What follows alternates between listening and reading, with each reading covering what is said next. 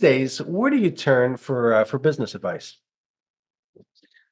So I found that one thing I'm really good at is talking to people and getting to know people. And I've been really fortunate in bumping into some guys that we've met at CLA events and other types of laundry events Mhm. that I've become really good friends with.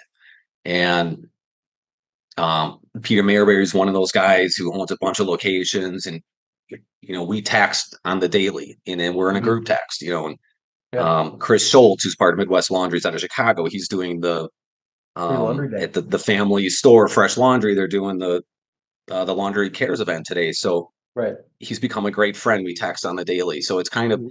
and there's a couple other guys, Logan and Matt, out of Chicago, and Logan's out of Indiana. And so, but we're on this group thread and we're always, if there's an issue, whether it's just with a machine Mhm. or I don't know, we just want to vent about something that happened that day or whatever. Like these guys are always there for me, and we're all there for each other and just kind of helping get Right. through. And everybody's got a unique skill set that the other Mhm. person kind of doesn't have. So Mhm. it's been it's been really helpful for me. And honestly, I wouldn't have been able to buy this Viller building had I not gotten advice from Peter specifically in that group. Like he gave me advice Yeah. that allowed me Yeah. to inject that advice into on how I purchased that building that I wouldn't have got it otherwise. I know that for a Mhm. fact. So I mean, so there's having those friendships and that network of other laundry owners is really helpful. So Right. so I'm It's thankful for that. important. But yeah.